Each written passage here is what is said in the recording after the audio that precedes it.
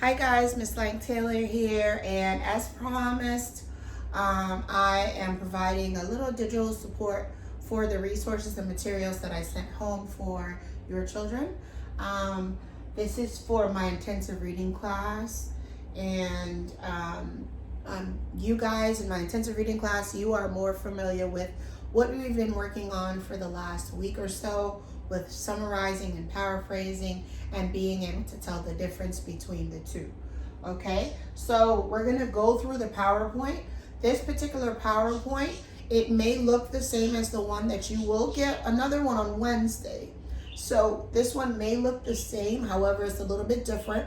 I chunked the PowerPoint in little pieces so that the information is not overwhelming and it's specific to the work that's required for that day. So parents, I need you to make sure that your kids are accountable, to make sure that they're going over the material. I see a ton of support, a ton of messages, so I know that you're being here for your child, and I want us to be able to do it together. And students, I need you to be accountable. If I send you the work, I need you to complete the work. I know we're supposed to be in class. I know that this may seem like a free week for you, but your mind is forever working. We want to make sure that you're not being complacent and that you're getting your work done. Okay? So here's the PowerPoint, and this PowerPoint is dealing with summarizing and paraphrasing. Now, students, you know what summarizing is. What is it? Okay, so we know summarizing is getting or gathering the most important parts of a text, and we do it in a shortened form, okay?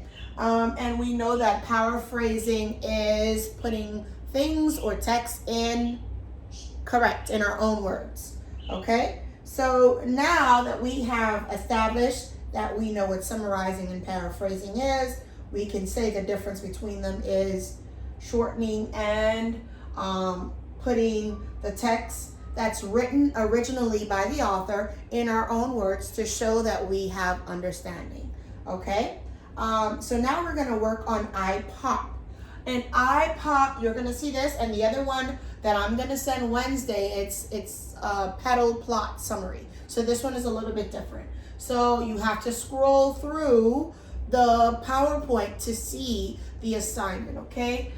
So this is IPOP, and what does IPOP stand for? It deals with the important points only, okay? So IPOP is best for summarizing expository text, which basically explains or describes something. Biographies are what are used for IPOP strategies.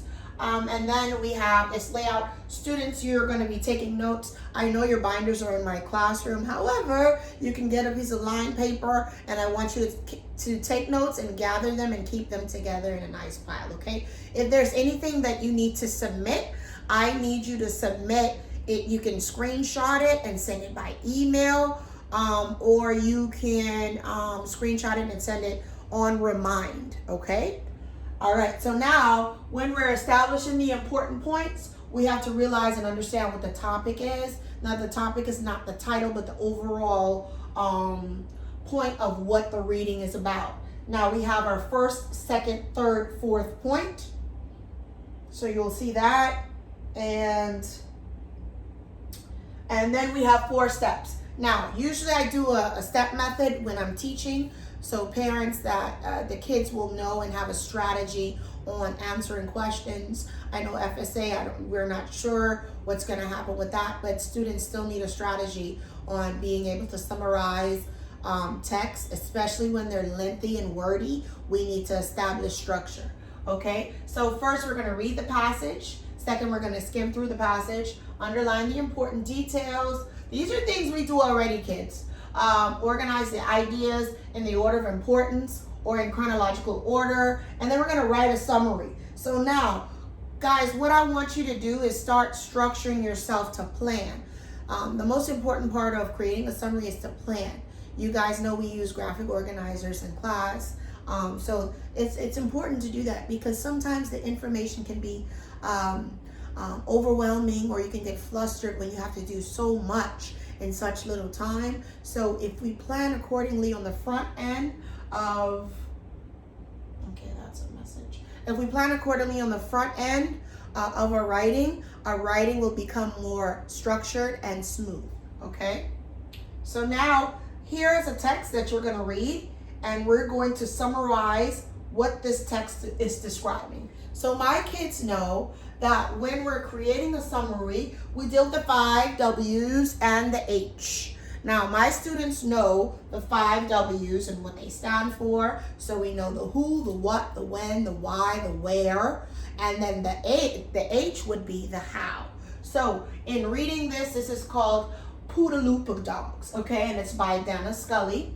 And we have to establish the who. Now, one thing that we did see in class is that there may be more than one who.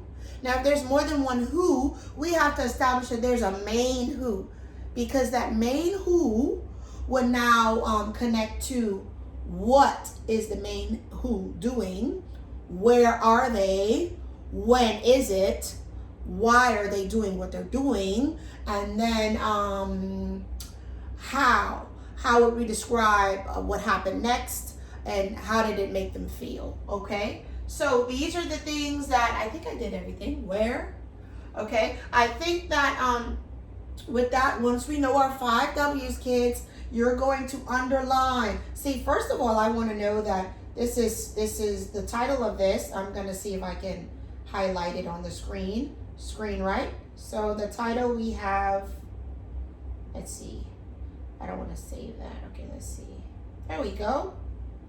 Gonna highlight that title, Poodaloopa Dogs, and then it says after Galaxia and Earth Dog and Space Dog mix. Hey, there's a character. The character may not be a person, but it's a character there. So we're gonna establish Galaxia as the who. I don't know if you can see me writing on the screen. So Galaxia is the who, and then we're gonna keep reading on to find out if there are more who's. So won the Intergalactic Dog Show in February. So there's a when. Okay. And people have been curious about Poodaloopas. Poodaloopas were originally bred by James T. Kirk. So there's another who. So now, kids, we have to establish which who is the text predominantly about. I'm not going to go throughout the whole text because I do want you to try. I do want you to try and close this. Let's save. I do want you to try and answer or complete this work and be self-sufficient. And don't forget, guys, that there are pictures and illustrations that help along with the text. Okay? Now, the Poodaloopas, we're going to read that have 2 tails. And remember, we were reading stories about Martians and the galactic galaxy and stuff like that. So just for the sake of the text, we categorize it as nonfiction, but we know that it's not because we're pulling information from it. Okay, and it's explaining, it's expository. So then after you read your text, you're going to fill this out with your topic, the first important point, the second important point, and the third important point, and lastly, the fourth important point. I left some of this out because I don't want you just copying and pasting what I did, okay? You have your own mind, you're very intellectual, we're gonna think on our own. Parents, please make sure that your students are being self-sufficient. I know you guys are super helpful with homework and resources or anything that the kids have to do at home, but make sure that they're being accountable for their work and they're doing it on their own with your support, okay? Now, after we collect the points, we are going to write a summary and we're gonna include those important points only. Now, here in the slide, I have the title, the author, the source, Martian Magazine, and we're gonna have 4 to 5 sentences. Now, my students know that there is gonna be an intro sentence. Your first sentence is 1 sentence. And then your middle portion of your summary, because we have 4 to 5 sentences, this one is gonna be 2 to 3 sentences.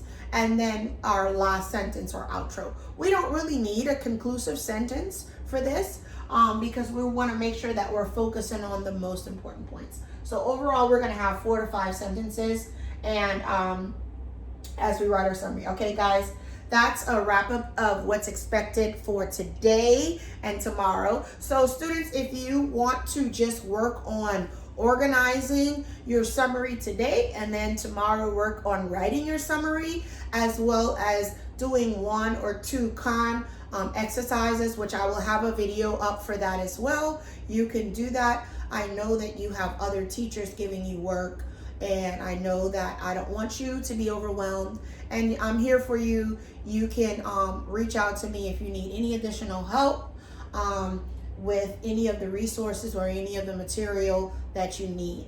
Okay? You guys have a wonderful afternoon.